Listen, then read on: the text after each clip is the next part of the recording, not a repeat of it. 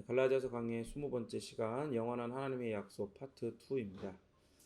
계속해서 영원한 하나님의 약속에 대한 이 본문을 통해서 그 말씀하시는 그 은혜의 복음을 들으시기를 바랍니다. 지난 시간 말씀에서 사람의 유언을 예로 들어서 하나님께서 하신 계약, 언약, 그래서 더 이것을 하나님의 어떤 거룩한 그런 측면 성품과 속성들을 가지고 하신 약속이다. 그래서 성약이라고도 해요. 그래서 이 언약, 성약은 절대로 없던 걸로 하거나 그 내용을 수정하거나 할 수 없다고 하셨습니다. 하나님께서 아브라함과 맺으신 그 언약은 여러 사람이 아닌 한 사람을 대상으로 하죠. 그래서 아브라함의 자손 중에 태어날 창세기 3장 15절 가운데 예언되었던 여자의 후손으로 태어나시는 예수 그리스도를 통해 성취되고 완성될 것을 말씀하시죠. 그런데 우리의 대표이시기 때문에 예수님이라는 한 사람이 아니라 예수님이 아담과 같은 두 번째 아담으로서 우리의 대표로 이 땅에 오셨기 때문에 그가 하나님과 그 언약을 온전히 다 이루시고 성취하셔서 우리는 그 예수 그리스도를 믿는 믿음으로 그 연합 속에서 예수님이 이루신 그 모든 은혜의 성취들을 다 누구의 것으로 여기는 거예요? 누구의 것으로? 상식적으로 하면 그 예수님이 하셨으니까 예수님 거잖아요. 그런데 믿음으로 연합되었기 때문에 그 예수님의 그 모든 은혜의 덕들이 다 누구에게 전가가 되어 옷 입히는 것처럼 바로 우리에게, 믿음으로 연합되어 있는 그 안에 있는 우리에게 다 전가가 되는 거죠. 그러니까 우리는 그걸 알아야 돼요. 단순히 언제든 벗어서 버릴 수 있는 옷같이 한 예수님이 이루신 모든 것들을 마치 그렇게 여기면 안 되는 거예요. 표현을 그 전가라는 좀 복잡한 개념을 이해시키기 위해서 옷을 입는다라는 표현을 한 것뿐이지, 이 전가된 이 그리고 예수님께서 이루신 모든 은혜의 덕들은요, 이렇게 여겨야 돼요. 마치 내가 그것을 다 이루어서 하나님께 받은 것처럼 그 정도로 내 것이다 라고 여길 정도로 그렇게 믿어야 한다 이 말입니다. 무슨 말인지 이해가 되시죠? 근다고 내가 다 이뤘어요 라고 거짓말하면 안 돼요. 그건 거짓말이야. 그죠? 그래서 그렇게 믿는 게 바로 예수 그리스도께서 이루신, 그리고 하나님으로부터 받으신 그 의가 나에게 전가되었다라는 것을 믿는 믿음입니다. 그러면 아브라함에게 약속하신 복은 뭡니까? 결론적으로 말하면 이 예수 그리스도를 통하여 그가 이 땅에 우리의 새로운 대표로 오셔서 우리의 자리, 나의 자리에 대신 서셔서 우리가 온전히 드려야 할 사랑과 법에 대한 복종을 대신 드리시는 것. 그러니까 하나님을 사랑하고 이웃을 사랑하는 게 하나님의 원래 그 율법을 주신 최종적 원래 의도였죠. 원의였단 말이에요. 그러니까 그 사랑을 드리는 거예요. 그 사랑을 가지고 이웃을 사랑하는 것. 그래서 그렇게 그 사랑이라는 의도를 가지고 주신 율법을 온전히 삶으로 완전하게 순종하고 복종하시는 것. 그렇죠?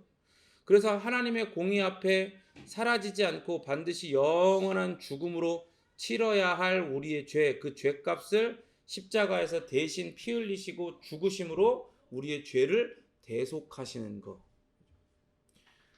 그렇게 됐을 때 어떻게 되는 거예요? 예수님이 그렇게 내가 드려야 할 순종을 예수님이 대신 드리셔서 완성하시고, 또 나의 죄로 인해서 내가 당해야 할 그 십자가에서의 그 형벌들 있죠. 하나님의 죄인에게 쏟아지는 하나님의 영원한 저주와 형벌과 심판과 멸망을 예수님이 대신 십자가에서 죽으심으로 당하셔서 대속하시는 것. 이 두 가지를 통해서 이렇게 말씀하시는 거예요. 근데 내가 사랑한 게 아니잖아요. 그게 내가 사랑한 게 아니고 내가 순종한 것도 아니고 심지어 내가 죽은 것도 아니에요. 이 여자의 후손 아브라함의 자손이신 예수 그리스도를 언약 성취의 유일한 메시아로 믿을 때, 그 계약을 온전히 다 이행해서 성취하신 우리의 구원자이신 메시아로 믿을 때, 그 앞에서 폭로된 우리의 죄를 회개하고 그를 나의 유일하며 영원한 구원자요 주인으로 믿을 때, 뭐 할 때요? 믿을 때. 그렇죠? 믿을 때, 이게 중요한 거예요. 믿을 때. 이건 뭐 나의 컨디션과 상관이 없는 거예요. 그죠?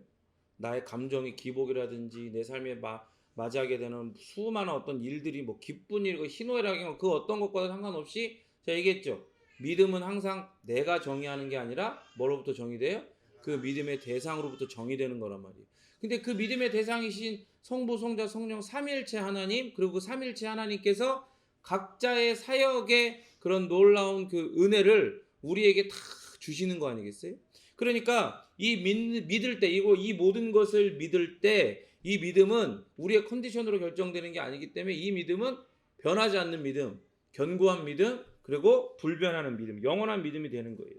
그렇게 하나님은 예수님에게만 있는 그 의가 예수님과의 은혜와 믿음의 연합 안에 있는 나에게도 마치 그 의가 있는 것처럼 여겨주시고 이렇게 얘기하시는 거예요. 그래, 네가 나를 사랑했어. 네가 내 법에 순종했어. 너의 옛사람은 죽어버렸고 너는 이제 내 자녀야. 그러니까 당연히 내 다스림으로 가득한 이 나라, 이 하나님 나라, 내 나라의 백성이다 너는. 이렇게 인정해 주시는 거예요. 그런데 하나님은 전 우주를, 이 시간 세계를 창조하신 창조주시잖아요. 그러니까 창조주가 말씀하시는 건 마치 그 지배가 모든 제국의 황제가 다스리는 모든 그 제국령 안에 칙령처럼, 황제의 인장이 찍혀 있는 칙령처럼 그냥 절대적인 권위를 가진 명령, 선언이 되어버리는 거예요. 그러니까 우리는 내가 사랑한 게 아니고 내가 순종한 게 아니에요. 그죠? 그런데 하나님은 우리가 예수님 앞에 회개하고 예수님을 믿을 때, 그래, 네가 나를 사랑한 거야. 네가 내 법에 순종했어. 너 옛사람 죽었고 너는 완전한 내 자녀야. 그래서 너는 나의 다스림으로 가득한 이 하나님 나라, 내 나라의 백성이다라고 전 우주에서 선언하시는 거예요. 그러니까 내가 그거를 뭐 온전히 동의를 하건 안 하건, 그러니까 막말로 내가 뭐 어떻게 또 거기에 대해서 어떻게 얘기하건 간에 그냥 그 하나님이 이렇게 선언하신 거예요. 그럼 우리는 어떻게 하겠어? 하나님이 선언하시는데, 최종적 권위이신 하나님이 선언하신 거에 대해서 제가 좀 날로 먹는 것 같아서 제가 한 게 아닌데 좀 감사하긴 한데 제가 좀 해봐야 될 것 같은데요. 그러면서 열심히 다시 율법으로 달려가고 행위로 달려가고 그렇게 하겠어요? 그것만큼 미련하고 저주스러운 일이 없는 거다.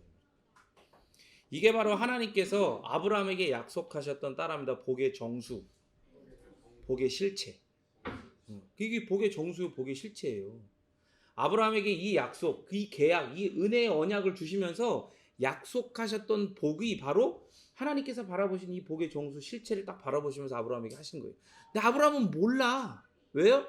아직 구원의 역사 가운데 그 실체가 모든 양파의 껍질이 다 벗겨지지 않은 그런 시간이기 때문에. 하지만 그것을 받았어요, 안 받았어요? 받은 거예요. 그렇죠? 그 받았다는 거에는 변함이 없어요. 제가 얘기했죠. 창세기 3장 15절 가운데 하나님의 그 복음이 처음 주어졌을 때 그 복음은 이미 어떤 복음이에요? 완전한 복음이라고 했죠. 아직 그것이 실체가 완전하게 드러나진 않았지만 그것이 약간 뭐 미비하거나 점점 더 완성되어져 가고 발전되어져 가는 그런 복음이 아니에요. 이미 하나님은 그 완전한 복음으로 그 모든 시간 세계 가운데, 구원의 역사 가운데 이 복음을 온전히 예수 그리스도를 통해 성취하실 것을 이미 다 계획해 놓으시고 그걸 심지어 바라보고 계시는 거예요. 영원한 현재 가운데서. 그러니까 이런 복을 창세기에서 아브라함에게 언약을 통해 약속하실 때 이 복이 그 실체를 드러낼 때가 아직 안 되었기 때문에 아브라함에게 이 복을, 제가 얘기했잖아요. 하나님께서 이 복의 실체를 딱 바라보시는 동시에 지금 이 시간, 이 시기, 아브라함이 살고 있는 이 시기 가운데 아브라함을 만나셔서 아브라함에게 이 약속을, 껍질을 완전히 까서 보여줄 수 없으니까 이렇게 겹쳐서 보여주시는 거예요. 약속을 들려주시는데 어떤 약속을 들려주시냐? 어떤 약속이에요? 아브라함에게 새로운 땅에 가라 그러죠. 그래서 거기서 거하며 너로 하여금 위대한 민족을 이루겠다. 네가 복을 받고 큰 이름을 갖게 되고 너를 통해 세상의 모든 족속이 복을 받게 될 것이다 얘기하시죠. 또 계속 가시면서 그 인생을 드리블해 가시면서 또 어떤 약속을 계속 하세요? 아브라함의 너의 후손이 셀 수 없이 많아질 것이고 땅을 유업으로 받게 될 것이다. 아브라함의 많은 민족이 조상이 되고 후손들 가운데 왕들이 나오고 그 언약이 영원하며 그 땅이 그의 후손에게 영원히 속할 것이다. 후손이 하늘의 별처럼 바다의 모래처럼 많아질 것이다 약속하시고 그를 통해 세상의 온 민족이 복을 받을 것이다 라고 하셨어요. 이렇게 겹쳤습니다. 근데 지금 말한 이 복들이요, 역사 가운데 이루어졌어요, 안 이루어졌어요? 이루어졌단 말이에요. 그런데 실제로 하나님께서 바라보고 계신 이 복의 정수요 실체는 뭐예요? 바로 예수 그리스도께서 이루실 거란 말이에요. 근데 이 두 개를 다 겹쳐서 보여주는 거예요. 심혈막직하게. 그러니까 이런 거죠. 마치 모세가 예수님께서 이 땅 가운데 오셔서 하시는 그런 일들에 대한 모형인 것처럼. 그리고 모세가 그렇게 나무 막대에 그 노수로 그 뱀을 달아서 이렇게 위에 올려가지고, 그죠? 이스라엘 백성들이 하나님 앞에 불순종함으로 그렇게 그 사막에 불뱀한테 물려고 죽어갈 때 이걸 보면 산다고 했을 때 그거 자체가, 이 사건 자체, 그 들려진 노뱀 자체가 뭐예요? 예수 그리스도께서 십자가에 달려 높이 올려지실 것, 그죠? 그것을 상징하는 거 아니에요? 예표하는 거, 모형. 그러니까 이 복도, 아브라함에게 이렇게 약속하신 이 복도요, 예표인 거예요. 그러나 뭐예요? 이 복을 주신 분이 누구시라고요? 하나님이시고 창조주시잖아요. 그러니까 창조주께서 이 예표로 주신 복도 이 시간 세계 가운데 일어나 안 일어나요? 그 시대 가운데, 아브라함의 시대 가운데 일어나고 아브라함의 후손의 시대 가운데서 계속 일어나는 거예요. 실제적으로. 그러니까 보세요. 예수님을 이 꼬린 지점에 세우지 않고 그러고 나서 이 약속을 보잖아요. 요거를 무시하고 이렇게 봐버리잖아요. 그러면 세상에서도 이 복들은 어마어마한 복인 거 아니에요. 이 복을 약속하신 대상 자체가 이미 창조주이신데 이 창조주가 하신 약속들을 보란 말이에요. 이런 어마어마한 약속들을 받은 한 개인이 어디 있어요, 역사에서? 없죠. 그래서 유대인들은 그들의 상황, 환경, 욕망 등등을 섞어서 이 복을 해석하고 이 복을 바라는 거예요. 그러면서 중간에 모세를 통해 이스라엘에게 율법을 주시잖아요. 그런데 죄인인 이스라엘 백성들은 요거를 안 보고 아까 얘기한 것처럼 자신들의 상황, 환경, 욕망 등을 섞어서 이것들을 해석하니까 이게 더 중요한 것처럼 보이는 거예요. 그러니까 이제는 이 복, 아브라함에게 약속하신 복은 아브라함의 자손으로서 율법을 지켜 행하는 자에게만 주시는 복이 된 거예요. 그렇게 자기들이 해석을 하는 거예요. 그렇게 가르치는 거예요. 그리고 그렇게 배우고 거기에 뭐까지 해요? 헌신해. 자기의 삶을 다 드려요. 생명까지도 아낌없이. 그러니까 여러분, 복음이 잘못되고 진리가 잘못되잖아요. 그래서 잘못된 복음, 잘못된 진리를 배우고 가르치기 시작하면 어떤 일들이 일어나는 줄 알아요? 거기에 헌신이 일어나. 그게 그 사람에게 굉장히 진실되거든요. 때로는 다른 사람에게 감동과 감화를 줘요. 그래서 다른 사람들도 나처럼 헌신하게 만드는 그런 영향력들이 일어난단 말이에요. 근데 보세요. 그게 과연 이 복의 실체와 무슨 연관이 있고, 그게 과연 하나님의 시선과 하나님의 마음을 진짜 시원하게 해드리는 그런 헌신이냐? 맞아요? 아니죠. 그러니까 이게 중요한 건 이거예요. 신앙이고 믿음이고 다 복음이고 진리고 누가 기준이 돼야 돼? 하나님이 기준이 돼. 내가 기준이 되는 거야. 내 마음, 내 의지, 내 신념 이런 게 기준이 되면 아무리 그게 진실되고 정말로 어떤 뭔가 있어 보여도 그건 하나님께서 선한 거다, 옳은 거다라고 여겨주시는 게 아니다 이 말이에요. 오직 하나님께서 선하다 여기시는 건 누구 안에만 있어요? 예수님 안에만 있어요. 그래서 여러분, 아브라함의 자손이라는 이게 뭐가 돼요? 아브라함의 자손. 이건 따라합니다. 자격이 되고 율법을 지켜 행한다. 이건 뭐가 되는 거예요? 능력이 되는 거예요. 그러니까 이스라엘 백성들이 생각하는 건 뭐예요? 우리만 누구의 자손이? 아브라함의 자손이잖아요. 육적 자손이잖아요. 그 자격이 되는 거예요. 자기들만 자격이 돼. 그죠? 시작 전부터 완전히 금수저인 거죠. 복수저인 거죠. 이걸 복이라고 했으니까 이스라엘 백성들은 자기들을 생각했을 때 자기들은 복수저인 거예요. 그러고 나서 그러니까 이 율법을 지켜 행할 능력도 누구에게만 있다고 생각해요? 자기들에게만 있다고 생각해요. 그러니까 이방인들을 개보다 못한 존재들로 여기는 이유가 뭐예요? 얘네들은 자격도 없고 능력도 없는 애들인 거예요. 하나님 앞에 의로워질, 구원받을 만한 자격과 능력이 없는 애들이니까.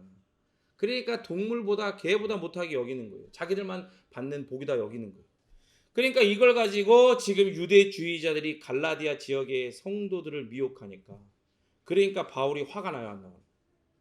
화가 나요 안 나요? 고민을 해봐야 돼? 그치? 화가 나죠? 그러니까 이걸 깨부시기 위해서 오늘 본문 3장 17절을 이야기하는 거예요. 시작. 17절 시작.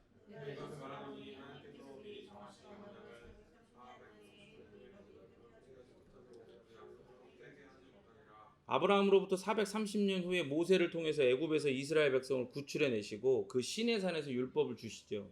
출애굽기에서는 이 기간을 430년이라고 하고 창세기에서는 400년이라고 하는데 그 핵심은 뭐 30년이다 뭐 이런 게 아니라 하나님께서 아브라함에게 주신 언약보다 율법이 더 먼저 온 거예요, 나중에 온 거예요? 나중에 온 거죠. 그러니까 권위가 뭐에 있어요?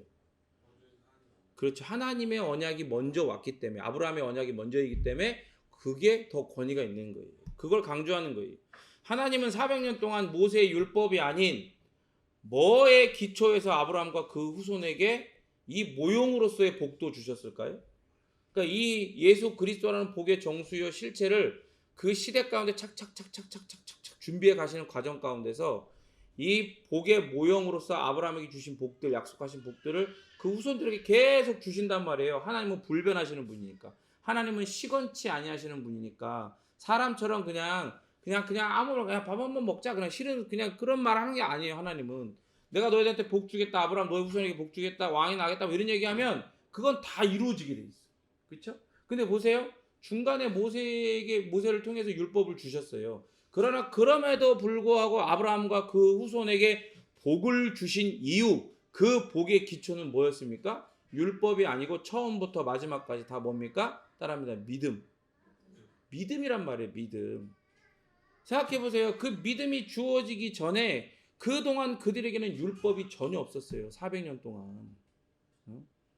400년 동안 전혀 없었다고요. 그런데 왜 하나님께서 그 400년 동안 아브라함에게 처음에 약속하셨던 것처럼 그렇게 백성들이 정말로 별처럼 바다의 모래알처럼, 물론 이거는 나중에 예수님을 통해 예수를 믿고 구원받게 될 하나님 나라 백성들을 바라보면 한 얘기지만 그 모형으로서 진짜로 한 집안이었던 아브라함의 집안이 그렇게 한 민족이 되는 이 복이 진짜로 이루어지잖아요. 이 시대가 이 세상 가운데서. 그런 게 왜 그들에게 일어나냐고요. 율법도 없었는데. 뭐 때문에? 아브라함이 하나님께 드린 그 믿음 때문에. 율법이 주어졌을 때 하나님께서 미리 정하신 언약을 430년 후에 생긴 율법이 폐기하지 못하고 그 약속을 헛되게 하지 못한다. 이걸 말씀하고 있는 거예요. 하나님이 율법을 주신 건 하나님께서 그 언약을 이루어 가시는 필수적인 과정의 일부였어요. 복음이 양파라면 그 껍질들이 하나하나 벗겨지는 과정을 구원의 역사라고 할 수 있죠. 그러니까 복음의 양파, 그 안에 있는 하얀 속살 알맹이는 예수님이고 그 예수님이 때가 차서 이 땅에 나타나시기 전에 율법은 구속사 가운데 벗겨지는 껍질들 가운데 하나인 거예요. 아시겠어요? 알맹이가 아니라고요. 벗겨지는 껍질들 가운데 하나지 결코 알맹이, 본체가 아니다 이 말입니다. 예수님을 대신할 수 없고 예수님과 동등한 권위를 가진 게 아니에요. 그러니까 하지만 하나님께서 언약을 이루어 가시는데 필수적인 과정이라 하는 건 왜 그러냐? 껍질이 드러나야, 벗겨져야 알맹이가 드러나니까. 이해가 되시죠? 400년 동안 이 율법도 나타나지 않았잖아요. 그죠? 400년 동안 이 율법도 나타나지 않았어요. 그러다가 시간이 돼서 하나님이 정한 때가 돼서 이 율법이 430년 만에 딱 등장을 한단 말이에요. 그리고 그 율법도 천천히 벗겨지는 거예요. 벗겨지고 나서 드디어 언제? 이제 때가 참에 예수님이 여자에게 나시고 그런 일들이 일어나는 겁니다. 그래서 아브라함의 언약은 하나님께서 자기 백성을 구원하시기 위해 행하시는 일, 그 일에 초점을 맞춰요. 하나님이 행하시는 일에 초점을 맞춘단 말이에요. 아브라함의 언약은. 그러니까 하나님 뭐라 그랬어요? 항상 누구 언약이다? 너와 나 사이의 언약이 아니라 우리 언약이 아니라 내 언약이라고 얘기하시는 거예요. 내가 할 일에 초점을 맞추기 때문에. 그래서 내 언약이라고 하시며 그 기이한 열심으로 이 계약을, 이 언약을, 이 성약을 이행해 나가시는 거예요. 그에 반해서 모세 언약은 인간의 복종에 초점을 맞춰요. 인간이 복종하냐 안 하냐, 그렇죠? 거기에 초점을 맞추는 거 완전히 달라요, 완전히. 근데 결국 여러분 가만히 생각해 보세요. 요 얘기를 듣고 여러분 잘 이걸 정리하셔야 돼요. 결국 둘 다 은혜의 언약도 또 그 율법의 언약도 아브라함의 언약도 모세의 언약도 같은 분에게서 온 언약이죠. 그렇죠? 물론 성질이 전혀 달라요. 구속사의 과정 가운데서 그 본체요 또 실체요 또 껍질 이런 것 다르지만 같은 분에서 온 언약이에요. 그 같은 분이라 하면 누구겠어요? 성부 하나님을 이야기하는 거죠. 그런데 둘 다 같은 분을 가리키는 언약이에요. 둘 다. 이해가 되시죠? 그 여기서 같은 분을 가리키는 언약이라 할 때 이 같은 분은 누구를 얘기하는 거예요? 예수님을 이야기하죠. 그리고 둘 다 같은 분에 의해 완성될 언약이에요. 여전히 이 마지막 이것도 누구를 말하는 거예요? 예수님에 의해서 완성되는 거예요. 이해가 되시죠? 결국 예수님이 다 완성할 거야. 이 은혜의 언약도 그리고 이 율법의 언약도 행위의 언약도 예수님이 당신의 삶과 죽음과 부활하심을 통해 다 완성하실 거란 말이에요.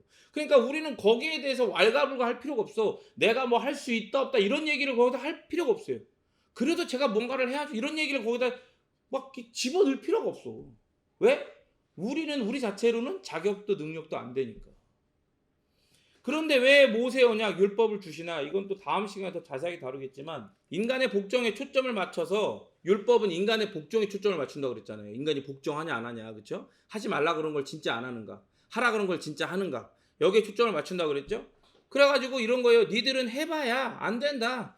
이걸 깨닫고 약속하신 그 은혜의 언약 가운데 아브라함의 언약 가운데 약속하신 그 메시아를 바라보라고. 그 껍질이 아니라 알맹이 복음의 본체 그 복음의 실체를 바라보라고 이 율법을 주신 거예요. 이게 바로 율법을 주신 하나님의 첫째 의도예요. 첫째 의도. 이걸 잘 기억하셔야 돼요. 무슨 의도라고요? 첫째 의도라고. 그런데 껍질이니까 벗겨서 버리면 되는 거 아닌가.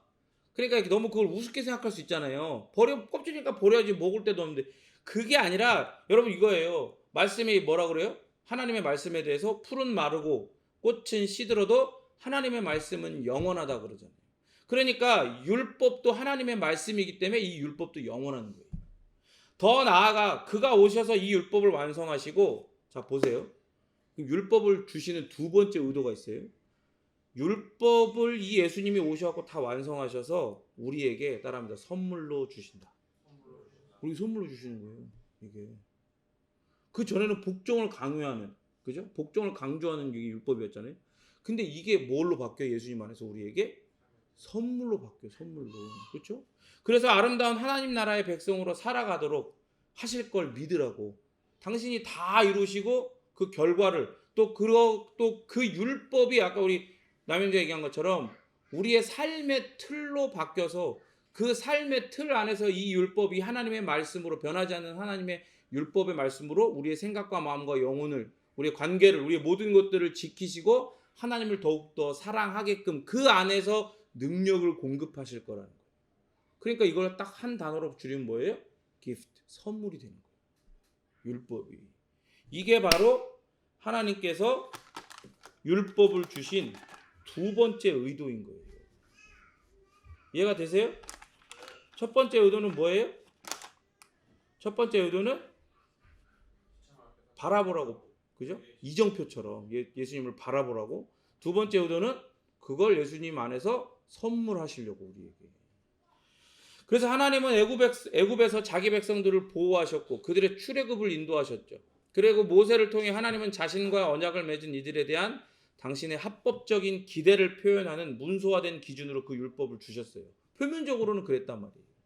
야, 내가 이 정도 구했으면 니네 이거 갖고 내 백성 이제 하는가? 오케이? 이거 해야 돼? 하지 말란 거 하지 말고 하란 거 해야 돼?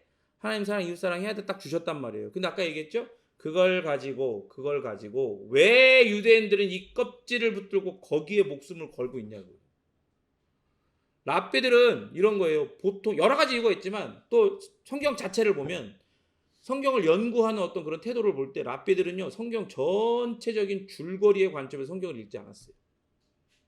뭐 그 정도 분량으로 그러니까 성경을 그렇게 봐야 된다라고 생각도 하지 않고 왜냐하면 이들에게는 모세오경이 가장 중요하기 때문에 그래서 성경을 읽다가 진리라고 생각되는 게 발견되면 거기서 집중적으로 연구하고 탐구하고 조사해요. 거기에서만. 그러니까 그런 가르침에서 신학과 신앙을 형성하니까 구속사를 구원의 역사에 대해서 연구하지도 않고 그러니까 더 율법에 매일 수밖에 없는 거예요. 더 거기에 빠져 들어갈 수밖에 없어요.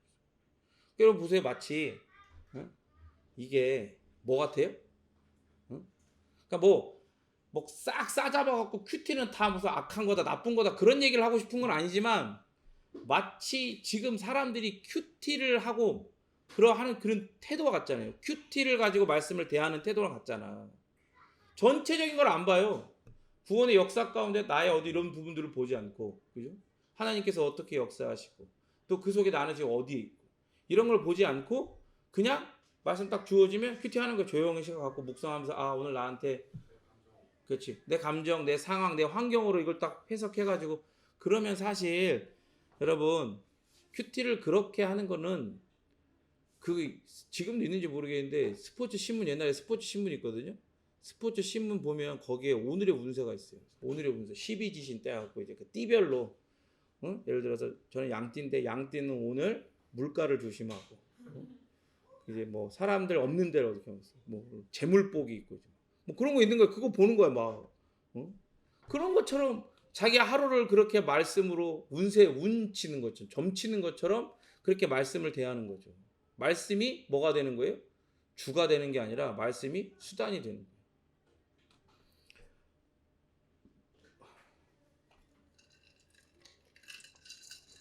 그러니까 이 사람들은 그 랍비들도 그렇고 이 말씀들을 연구하는 이 유대인들은 어때요? 아 말씀의 율법과 관련해서 이렇게 하라고 되어 있는 게 발견한 거예요. 전체를 보는 게 아니라 이렇게 갖고 그 실체를 보고 껍질 율법은 껍질 이런 거 보는 게 아니라 말씀에 요거 땡긴다고 딱 봤어. 율법과 관련해 이렇게 하라고 되어 있네. 이렇게 저렇게 그럼 이 말씀은 이 율법은 지금 우리 시대와 상황에 맞춰서 이렇게 적용하면 되겠구나. 그렇게 되는 거라고. 그 놀라운 거 깨달았다. 그러면서 내가 랍비다. 이러면 가르치는 거야 사람. 딱 앉아. 그럼 딱 그거 다 듣고 거기 또 이제 또 듣고 또 이제 거기 또 순종하고 이제. 그러니까 말씀을 보면 볼수록 연구하면 연구할수록 더 율법에 매여져 가는 거예요. 더 율법에 구속되어져 가는 거예요. 그래서 바울은 본문을 통해 구속사적으로 성경을 읽고 해석해야 한다는 걸 전제해서 지금 말하고 있는 거예요. 여러분 성경은 항상 구속사적으로 읽어야 돼요. 구속사라는 큰 틀 안에서 이 성경을 봐야 된다고. 아시겠어요? 그렇게 해야 이게 여러분의 오늘 하루의 삶을 여러분의 인생을 점치는 수단으로 말씀이 전락하지 않아요. 여러분의 상황과 환경, 여러분의 어려움이나 어떤 것들을 해석하는 도구가 안 된단 말이에요. 말씀이 도구가 되는 건요. 그런 신앙은요. 이미 뭐예요? 그건 샤머니즘이지. 그거는 하나님이 말씀하시는 삼일체 하나님을 믿는 신앙이 아니에요. 성경에서 말하는 신앙이 아니라 구속사적으로. 그래서 구속사적으로 성경을 읽어보면 모세 언약보다 아브라함 언약이 당연히 먼저 있잖아요. 그러니까 유언도 사람의 계약도 한 번 딱 하면 폐기하거나 수정하지 못하는데 하나님께서 먼저 말씀하신 이 하나님의 언약 아브라함 언약을 나중에 생긴 모세 언약 때문에 폐기하거나 이게 수정된다? 이게 말이 안 되는 거예요. 그러면서 구속사가 계속 달려가는 그 꼬린 지점 바로 아브라함의 자손 오직 한 사람 인자이신 예수 그리스도를 바라보라. 그가 이 아브라함의 복을 온전히 성취하시고 우리에게 선물하실 분이시다라고 말씀하는 거예요. 그러니까 율법은 참으로 약속의 언약, 은혜를 통해 믿음으로 말미암는 언약, 아브라함 언약을 대체하거나 수정하거나 보완하지 않아요. 어떤 영향도 거기 끼칠 수가 없어요. 그럼에도 430년이 지나 율법을 주심은 사람들이 희망을, 그 소망을 갖는데 믿음의 언약이 얼마나 중요한지 입증하는 거예요. 그걸 이정표를 딱 가르쳐 주는 거야. 단순히 사람들을 절망시키는 게 아니라 그렇게 해서 우리가 할 수 없는 거구나. 우리가 이 겉으로 보기에도 내 드러나는 삶으로도 온전히 순종할 수도 없을 뿐더러 내 마음으로는 완전히 순종이 안 되는 거구나. 그러니 결국 우리의 구원은 누구로 말미암는 거다? 내 삶, 내 자격, 자기들이 생각하는 아브라함의 자손이라는 자격, 또 그 자격을 가진 이 유대인들만이 행해가지고 하나님의 말씀을 행해서 그 능력으로 구원을 받고 하나님의 의를 받는다. 이게 아니라 오직 누구로 말미암는 거예요? 아브라함 언약 가운데 약속하신 그 예수님 오실 메시아로 말미암는 거구나. 구원도 하나님의 의도. 그렇게 깨달으라고 주신 거다 이 말이에요. 그러니까 결국 율법은 모세 언약은 다른 게 아니라 하나님의 은혜로운 언약 안에 그 계약서 안에 여러분 그 계약서 보면 이렇게 딱 해놓고 뭐 적혀 있어요? 계약서가 백지는 아니잖아. 그죠? 계약서가 뭐가 돼 있어요? 갑과 을이 표시가 돼 있고 이름 쓰고 계약의 내용들 1, 2, 3, 4 조항을 쓰잖아요. 그런 것처럼 여러분 모세 언약은요 하나님의 이 은혜 언약이라고 하는 계약서 안에 기록되어 있는 한 구절이에요. 한 조항 중에 하나라고. 그러니까 이런 거죠. 마치 믿음으로 이 율법은 예수 그리스도를 가리키는 거니까 해보고 안 되는 걸 깨닫고 예수님을 기다려라. 그분만을 믿어야 한다. 그런 조항이 이 율법의 한 구절에 적혀 있는 거란 말이에요. 모세 언약이. 그런 기능인 거예요. 그런 거. 그거를 알아야 돼. 그거를. 그러나 그럼에도 불구하고 귀해. 왜? 하나님이 주신 말씀이고 하나님이 그것도 내 언약이라고 하신 그 언약의 일부니까 그걸 귀하게 여겨야죠. 귀하게 여기란다고 귀하게 여겨서 율법주의자가 되라는 얘기가 아니에요. 절대. 그런데 왜 거기에서 멈춰서 있냐고요. 응? 해봐라 그게 되나. 그러니 원래 약속했던 계약의 성취 그 꼬린 지점에 누가 서 있는지 믿음으로 바라봐라 라고 하시는데도 거기에 멈춰서 이러는 거예요. 아니요 안 가요 안 봐요 안 믿어요 이러고 있으면 율법은 어떻게 되는 거예요? 율법은 우리의 연약함과 허물과 죄악을 끊임없이 지적하는 우리를 파괴하고 완전히 박살내는 아니 영원히 파괴하고 박살내는 원수로 돌변한단 말이에요. 그 계약의 조항대로 지켜야지. 그죠?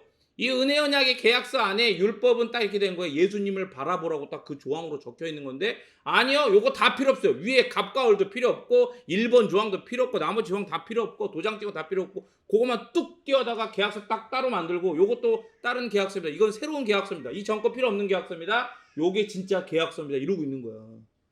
그러면서 나는 자격도 있고 능력도 있으니까 여기서 갑은 하나님이 아니요. 내가 갑이요. 하나님의 을입니다.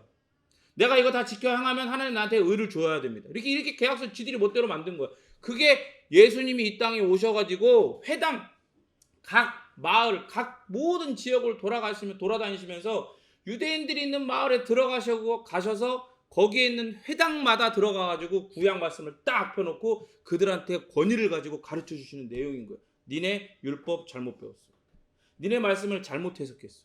그리고 제대로 가르쳐 주시는 거예요. 이 율법은 뭐다? 하나님 사랑, 이웃 사랑이 그게 원래 하나님의 원래 의도다. 너희들 사랑해서 주신 거야. 하나님 사랑하고 이웃 사랑하라고. 근데 니네 하냐? 되냐? 안 되지. 그래서 하나님이 나를 보낸 거야. 그리고 봐봐 내가 뭘 갖고 왔다? 하나님 나라를 갖고 왔어. 실제로 경험시켜 주시는 거예요. 병을 낫게 하고 배고픔을 없애고 질병을 고쳐주고 죽은 사람도 살려내고 이거 귀신 들린 자도 쫓아내고 귀신도 하나님의 나라 이렇게 딱 갖고 오면서 야 하나님의 나라에 들어오려면 하나님의 의가 있어야 되지. 너희도 그건 알지? 니네도 하나님 나라 기다렸으니까. 근데 봐라 니네 죄인이야 못 가. 니네 하나님의 의 율법으로는 안 돼. 계약서 새로 만들고 이거를 들이밀어 까불고 있네. 하나님 사랑 이웃 사랑 내가 할 거야. 그러니까 유대인 열받은 거야. 유대인이 돌아버리는 거지. 완전히 돌아버리는 거지.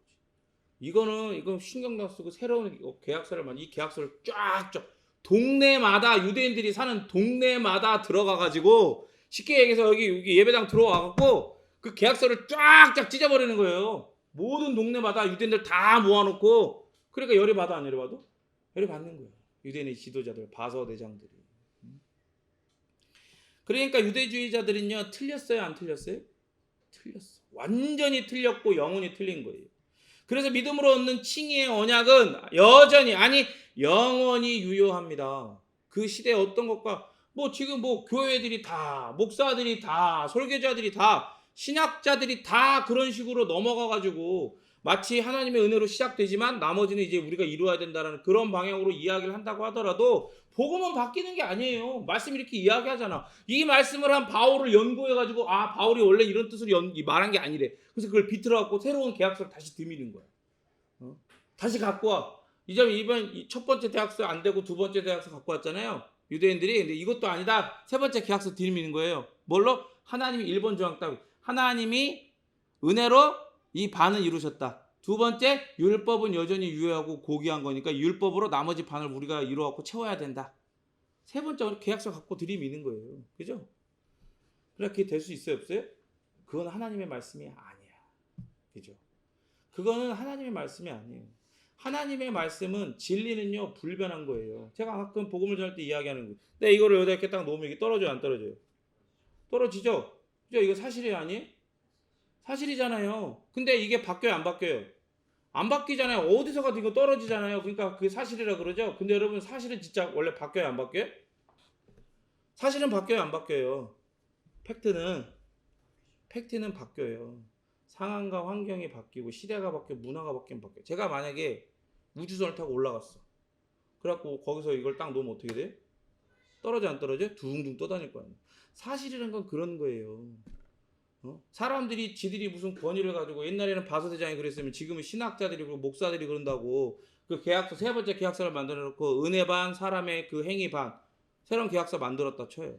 지금 시대가 그러니까 신학이 그렇게 이야기하니까 자기들이 이렇게 연구했대. 그런 자료가 발굴됐대. 그래갖고 그렇게 해. 그러면 여러분 이게 이렇게 바뀌는 거죠. 그죠? 그러나 하나님의 말씀 팩트가 아니라 뭐라 그랬어요? truth, 진리라 그랬죠. 진리는 절대로 안 바뀌어요. 어떤 상황과 환경, 그 어떤 문화와 시대, 그 어떤 곳으로도 하나님의 진리는 바뀌지가 않아요.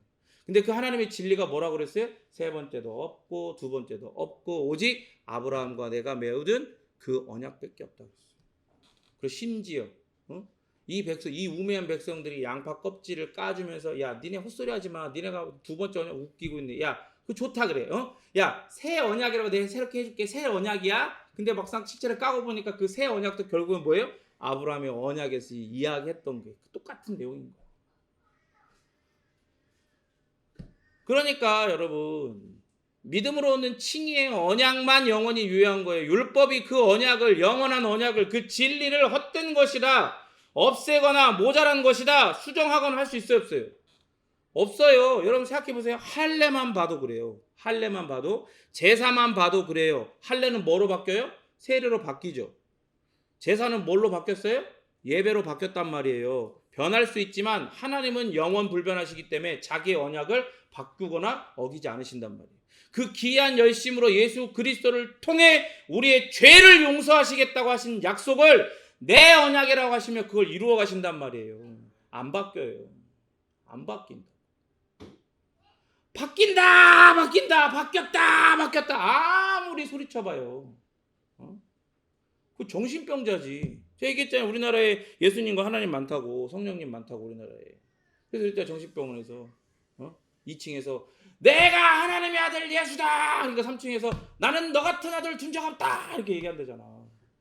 그러니까 지들이 아무리 내가 뭐 예수다 그러고 하나님이라고 그러도 걔네들 하나님이 아니고 예수님 아니야. 그죠? 그것처럼 새로운 계약서가 새로운 언약이 생겼다라고 아무리 떠들고 짓거려도 그거는 그렇게 되는 게 아니에요. 그러니까 제가 말씀드리는 거예요. 어떤 뭐 신학자다 뭐다 그러면서 그렇게 다 권위 있어 보이게 딱 와가지고 여러분 어떤 그런 내밀 수 있는 프로필과 그런 뭐 그 생긴 것과 막 이렇게요. 저처럼 흠모할 데 없이 생긴 게 아니라 흠모할 만하게 생겼어. 그리고 진짜 뭐 어떤 권위가 있어. 뭐 아무것도 없잖아. 내가 뭐 학위가 있어 뭐가 있어. 내가 외국 가서 공부한 것도 아닌데. 근데 와가지고 여러분 요즘 트렌드는 말이죠. 그래서 새로운 제3의 언약이 있다. 우리가 하나님의 은혜로 이루신 이 귀한 이 은혜를 우리가 어떻게 소홀히 여길 수 있겠습니까? 여러분이 할 수 있습니다. 우리가 이 율법을 지켜서 하나님을 사랑하는 사람, 예수님을 사랑하는 사람은 거기에 반응해서 율법을 지켜갖고 나머지 반을 이룰 수 있는 겁니다.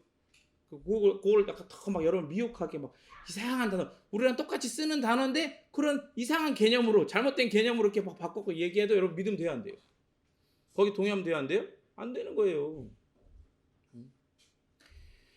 그러면서 바울은 그 마지막 유업의 본체는 율법을 지킴으로써 얻어지지 않고 오직 하나님께서 약속하신 언약으로 얻게 되는 유업이라고 18절에서 이야기해요. 18절 읽겠습니다. 시작.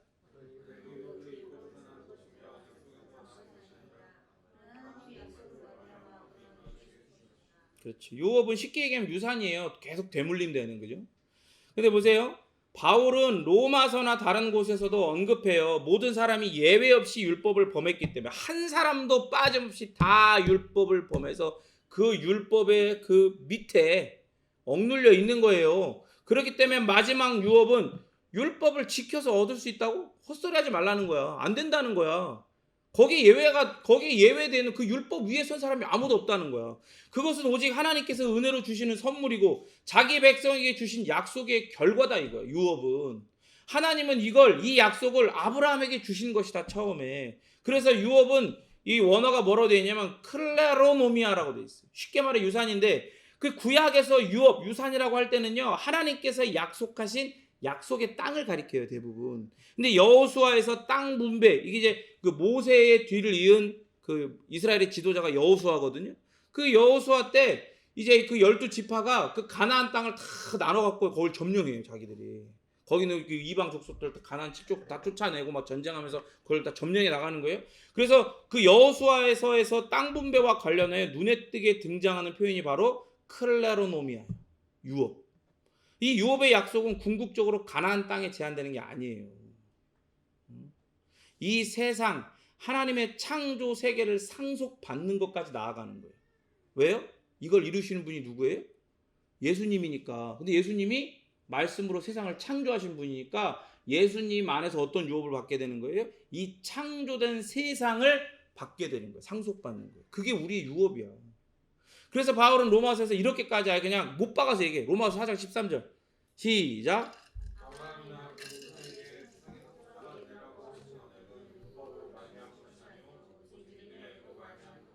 여러분 생각해봐요. 구약을 연구하는 사람들 중에서 아브라함이 그렇게 그 아무런 어떤 신학적 배경 없이 그냥 그렇게 열심만 있어갖고 헌신된 사람이어서 그렇게 예수 믿는 사람 다 잡아 죽이러 돌아다닌 거예요. 눈이 벌게져가지고.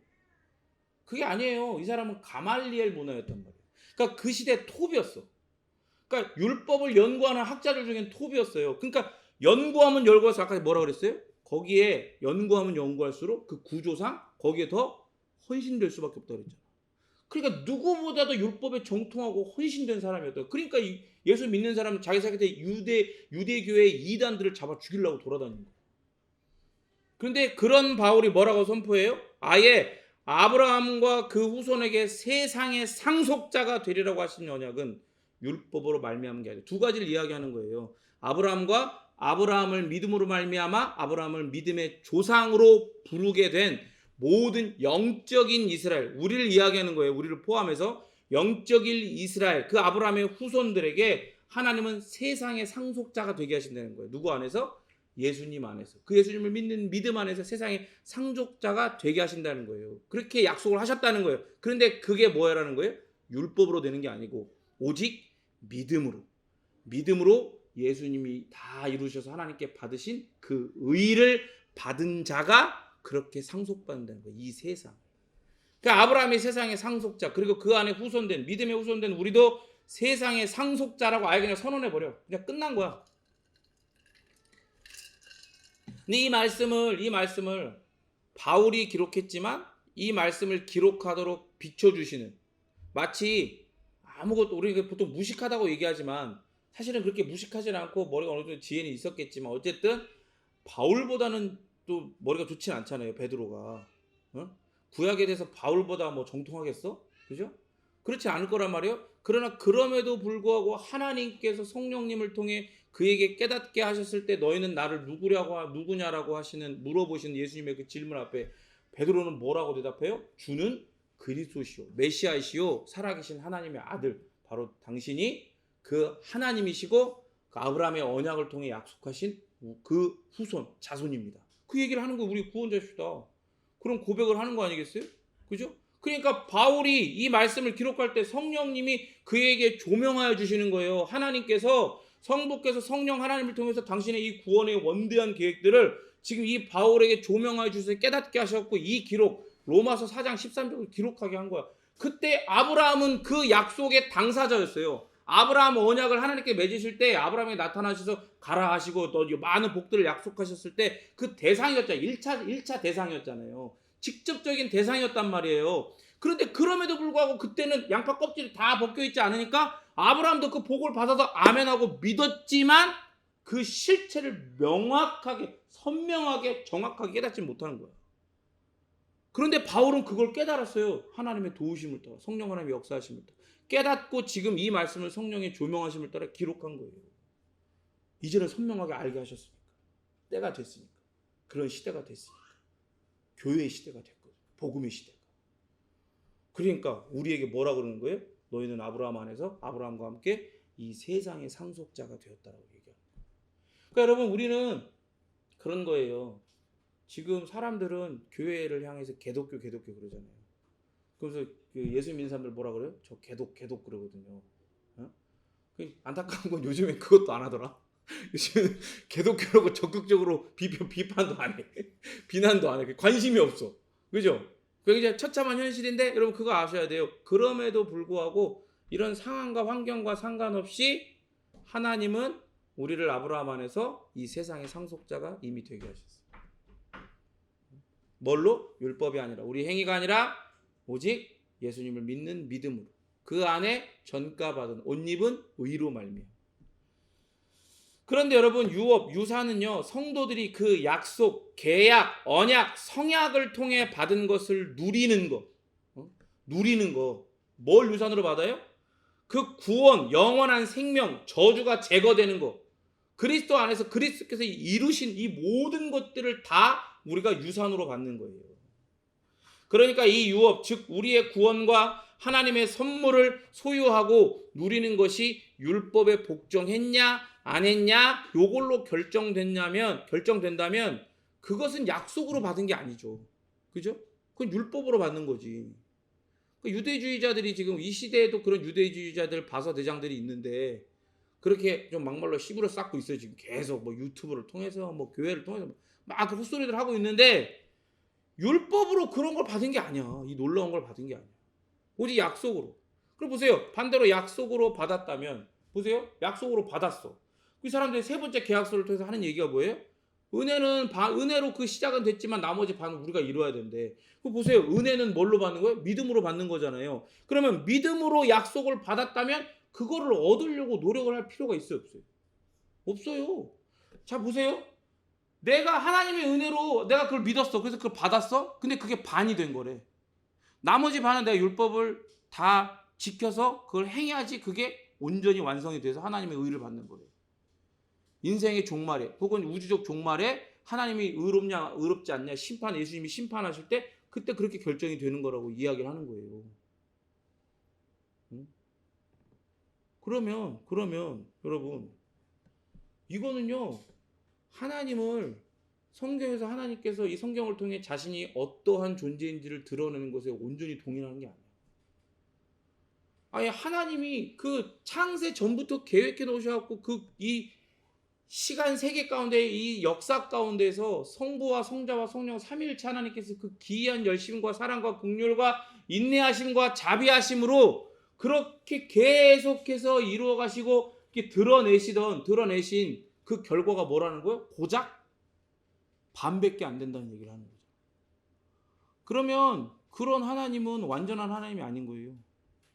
사람이 도와줘야 되는 하나님이고. 그런 하나님을 이야기하는 게 과정신학이라고 하는 그런 데서 이야기하는 거예요. 하나님도 불완전하다는 거예요. 하나님도 그런 과정 속에 있다는 거예요. 하나님도 모르다가 이제 알아가게 되고 그렇게 된다는 거예요. 그게 말이 안 되는 거예요, 여러분. 나는 이해가 안 가고 왜 믿어 그런? 하나님을 그렇게 정의하면서 그런 하나님을 믿고 싶을까 생각이 들어. 그러니까 막말로 만약에 하나님이 정말로 그런 식으로 존재한다, 그리고 그렇게 배웠다, 그렇게 믿는다, 나 같으면 나는 교회를 안 다닐 거야. 나는 그걸 하나님 안 믿을 것 같아. 나 근데 차라리 구원이 없다 생각하고 우리가 저번에 얘기했던 전도서 이제 강하면 얘기했던 것처럼 그냥 쾌락주의자로 살 것 같아. 그런 하나님 믿을 필요가 있어요? 나는 없다고 생각해. 내가 생각할 때 이 세 번째 계약을 이야기하는 사람들은 그들이 뭐 그런 문서를 발견했다, 뭐 어쩌고저쩌고 얘기를 하더라도 미친 것 같아요. 제정신이 아닌 것 같아요, 진짜. 상식적으로 조금만 생각해보면 이거 좀 아니지 않나 싶어. 그나마 둘째는 그래 좀 니네 좀 애썼다 이렇게 얘기해 줄 만한데 이상한 것 같아. 더 머리가 좋다 무슨 뭐 학위를 가지고 연구를 했다 하는데도 이건 아닌 것 같다는 생각이 드는 거예요. 하나님은 은혜로 아브라함에게 유업을 주셨어요. 은혜로. 은혜는 뭐예요? 은혜는 받을 자격도 그리고 자격만이 아니라 값을 치를 능력도 없는 자가 받는 호의예요. 호의. 그죠? 호의 하면 자꾸 둘리로 하는데 하나님은 그렇게 마법사역이 하나님께서 은혜로 주신단 말이에요. 은혜로. 뭐 누구에게? 그 받을 만한 자격 있어? 아니야. 지켜 행할 만한 능력 있어? 아니야. 자격도 없고 능력도 없이 완전히 하나님 앞에 파산된 실존이에요. 이미 뭐가 정해져 있어요? 멸망과 심판과 저주가 사망이 영원히 정해져 있는 거예요. 그런 존재에게 하나님이 호의를 베푸시는 거예요. 누구를 통해서? 예수님을 통해서. 그걸 은혜라고 그러는 거예요. 아브라함이 약속을 받을 자격과 능력이 있어서 받았어요? 아니에요. 하나님이 그냥 조건이 아니라 무조건적으로 아브라함을 택하시고 무조건적으로 아브라함을 사랑하셨어요. 그러면 하나님은 왜 아브라함을 택하시고 아브라함을 사랑하셨나요? 라고 물어보면 나는 할 말이 없어. 나는 할 말이 없어. 왜? 나도 예전에 그런 생각이 들었어요. 어느 날 하나님이 나에게 주신 이 은혜를 따라서 이렇게 완전한 복음을 듣고 그렇게 신앙을 형성하지 않으면서 열심히 헌신하고 나름대로 그렇게 하다가 그렇게 막 헌신하는 자리였어요. 그러니까 그때 태풍 때문에 어떤 강원도 지방이 완전히 다 그냥 확 그렇게 됐을 때 거기에 이제 봉사하러 갔거든요. 하나님의 사랑을 가지고 하나님 사랑 유사랑 하면서 간 거야. 간 거지. 난 나름대로 진실한 마음을 가지고 열심히 일을 하고 딱 밤에 돌아와서 가만히 이렇게 기도하며 생각을 하는데 도대체 내가 이런 거 했다고 해서 하나님이 나를 사랑할 만한 그런 내가 자격과 능력이 그런 가치가 나에게 있나라는 생각이 드는 거예요. 그래서 하나님은 왜 나를 사랑하실까? 막 눈물이 나더라. 눈물이 막 나. 하나님은 왜 나를 사랑하시지? 왜 나를 사랑하시지? 아무리 고민을 해봐도 답을 알 수가 없어. 왜? 내 안에 하나님께 사랑받을 만한 그 어떤 것도 발견되시고 답을 알 수가 없네. 근데도 내가 뭔가를 해보겠다는 거예요. 결국에는 뭐 하는 거예요? 내가 하나님이 나를 사랑하신다는 걸 내가 못 믿는 거야. 그러니까 나는 하나님 앞에 사랑받기 위해서 뭔가를 해야 되는 거야. 신앙을 그렇게 형성하고 그렇게 계속해서 잘못된 단추를 껴왔던 거예요. 그러니까 너무 가슴이 아파 눈물이 나는 거예요. 그런데 갑자기요. 하나님이 그럼에도 불구하고 나를 사랑하신다는 게 깨달아졌어. 그게 믿어졌어. 더 이상 뭐예요? 더 이상 왜 나를 사랑하시는지 내 안에서 답을 찾지를 않았어. 그걸 포기했어. 왜? 찾아도 찾을 수가 없으니까. 하나님이 나를 택하시고 나를 사랑하신 이유를 나는 몰라요. 하나님만 아시죠. 영원한 지혜로. 그러니까 그걸 신뢰하는 거예요. 이 멍청한 머리로는 그걸 다 이해할 수가 없거든요. 그런데 하나님은 그 영원한 지혜, 완전한 지혜로 나를 택하시고 나를 사랑하시기로 결정하신 거예요. 어디서부터? 영원에서부터. 여러분 생각해 보세요. 아브라함이 그렇게 약속을 받을 자격이 있었어요? 능력이 있었어요? 그게 아니라는 걸 자기의 삶을 통해서 그냥 다 보여줬잖아. 하나님이 왼쪽으로 가라 드리블을 하는데 자꾸 오른쪽으로 가겠다고. 믿음으로 그냥 선포하고 하라고 하는데도 어떻게 자기의 아내를 누이라고 자꾸 파는 거야. 그렇게 계속 뻘짓거리를 하는 거야 인생 가운데서. 근데 결국 하나님 어떻게 해요? 결국에는 하나님 원하신 지점까지 몰고 가시죠. 하나님이 아브라함이 약속을 받을 자격과 능력이 없다는 것을 그 인생을 드리블하시면서 보여주시는 거예요. 하나님께서 아브라함을 사랑하셔서 그 언약을 주셨다는 거. 그리고 그 언약을 내 언약으로 내가 지켜 행한다는 걸 보여주신 거야. 본문에서 주신 것이다. 뭐라 그래요 본문에? 본문에 하나님이 약속으로 말미암아 아브라함에게 주신 것이다. 주신 것이라고 하죠. 그래서 본문에서 하나님께서 주신 것이다 할 때 주셨다. 그게 카리조마인데 이게 무료로 준 거예요. 동시에 영원히 준 어떤 걸 암시하는 거예요. 이 단어가. 그래서 하나님께서 아브라함에게 약속으로 말미암아 주신 그 유업, 유산, 그 구원의 길, 영원한 생명은 우리 시대뿐만 아니라 바울 시대에도 그렇고 그리고 아브라함 시대에도 그렇고 그 전에도 그렇고 아니 우리 이후로도 예수님이 오시기 전까지 영원히 유효한 길이고 영원히 유효한 유업이고 영원히 유효한 약속이다. 영원히 하나님의 사랑으로 말미암는 유효한 길이고 유업이고 약속인 거예요. 그래서 은혜의 하나님은 우리의 믿음만으로 우리에게 구원을 주시는 거예요. 여러분 믿으십니까? 이걸 믿어야 돼요. 이걸 믿어야 된다고. 자꾸 자기 안에서 하나님 앞에 사랑을 받을 만한 구원을 받을 만한 자격과 능력을 찾아봤자 없어요. 왜? 아까 얘기했죠. 우리는 어떤 실존이에요? 완전히 파산된 실존이거든. 완전히 알그지야 우리는. 아무것도 없어. 그래서 은혜의 하나님은 우리의 믿음만으로 그래서 그 믿음이 가리키는 그 믿음을 정의하는 대상이신 예수님 때문에 우리에게 구원을 주시는 거예요. 하나님은 그걸 억지로 내가 니네 꼴 봐서는 두고 싶지 않은데 확 죽여버려야 되는데 저거 확 어떻게 쫙 해야 되는데 그냥 내 예수님 내가 내 독생자 받고 살려준 이런 게 아니라 당신께서 그렇게 이런 방법으로 우리에게 사랑을 베푸시고 우리에게 그 구원을 주시는 걸 원하시고 기뻐하셔서 풍성하게 그 은혜를 부으신단 말이에요. 그러니까 여러분 착각하지 마세요. 믿음으로 구원을 받아놓고 자기도 모르게 우리의 옛 본성이 자꾸 어디로 끌고 가요? 뭔가를 해야 되는 거야. 내가 하나님 앞에 내가 자격과 능력을 만들어야 된다는 자리로 그런 강박을 우리를 막 끌고 가거든요. 착각하면 안 돼. 거기에 끌려가면 안 돼요. 딱 끊어버려야 돼. 끊어버려야 돼. 응? 하나님이 그걸 원하시고 기뻐하셔서 풍성하게 은혜를 부으시는 거예요. 아시겠어요? 그걸 믿으셔야 돼요. 그리스도께서 그걸 보여주신 거예요. 그렇게 우리는 아브라함보다 더 유리한 위치에 있는 거예요. 아브라함은 선명하게 알 수 없었지만 우리는 우리가 믿는 대상이 누구인지 알고 있죠. 우리는 하나님께서 우리의 구원을 그렇게 그리스도 안에서 안전하게 확보해 두셨다는 그 기록을 가지고 있어요. 기록을. 성경의 계시를 가지고 있다. 진리를, 불변하는 진리를 가지고 있단 말이에요. 이 말씀 보고 말씀을 마치겠습니다. 요한복음 3장 16절 말씀 같이 함께 읽겠습니다.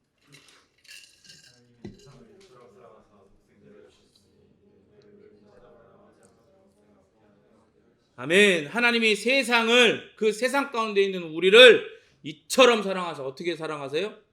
독생자를 이 땅에 나게 하시고 살게 하시고 순종하셔서 성취하기, 율법을 다 성취하시고 심지어 나 대신 고난당하고 나 대신 죽기까지, 십자가 나 대신 죽이시기까지 그렇게 사랑하셔서 그렇게 죽으라고 독생자 주셨단 말이야. 그래서 그를 믿는 자마다 뭘 당하지 않아요? 멸망당하지 않고, 아까 얘기했죠? 말씀님, 이거 하나님이 확 죽여야 되는데 예수님 때문에 한번 봐줘. 이게 아니라는 거예요. 왜요? 멸망하지 않고 뭐까지 준다는 거예요? 영생을 얻게 하신다. 영생을 얻게 한다니까. 여러분 생각해봐요. 이 세상에서 얻을 수 있는 거 그 어떤 것으로도 영생을 살 수 있어요? 영원한 생명을 바꿀 수 있어요? 여기서 말하는 영원한 생명은요, 단순히 수명이 계속해서 사는 걸 이야기하는 게 아니에요. 하나님에게만 있는 그 영원한 생명이 우리에게 덧입어지는 걸 이야기하는 거예요. 아마 이게 뭔지도 모를걸? 감지도 안 될걸? 이거는요, 말씀을 통해 성령 하나님이 깨닫게 하셔야 그걸 감지할 수 있어요. 그래야 믿을 수 있어요. 이거는 이 세상에서 경험할 수 없는 거예요. 하나님의 말씀으로 성령께서 말씀의 영, 진리의 영으로 우리에게 역사하셔서 이 영생, 예수님 안에서 얻게 하시는 이 영생이 뭔지를 알아야 그걸 감지하고 깨닫고 그걸 누려가는 거예요. 아시겠습니까? 여러분, 모든 시대가 그랬지만 지금 시대도 또 유별나게 더 그래요. 하나님이 그런 세 번째 계약서를 들이미는 이 말도 안 되는 짓거리를 하는 작자들이 이 땅 가운데 두게 하시는 이유가 있는 것 같아요. 그래서 하나님이 결정하라는 거예요. 단호하게 딱 서서 너는 뭘 택할지 결정하라는 거예요. 더 이상 왔다 갔다 하지 말고 딱 결정하라는 거예요. 하나님께서 예수 그리스도를 통해 이미 작정하시고 예정하시고 예비하시고 계획하셔서 성취해버리신 이 놀라운 복음을, 이 복음의 주체이신 예수님을 믿고 믿음으로 구원을 얻을 것인지, 그리고 믿음으로 성화적 측면에서 구원을 받아갈 것인지, 그리고 믿음으로 영화적 측면에서 구원의 완성을 경험할 것인지, 그건지 아니면 세 번째 계약서가 있구나, 이런 뻘소리하고 헛소리하고 있는 그런 사람들의 귀를 기울여서 아니요, 저는 거기 아닌 것 같아요, 여기에요라고 둘 중에 하나를 결정하라는 거예요. 여러분 지금 그 기로 앞에 서 있는 거예요. 그걸 결정하셔요. 이 결정에는 유보가 없어요. 유예가 없어요. 지금 당장 결정하셔요.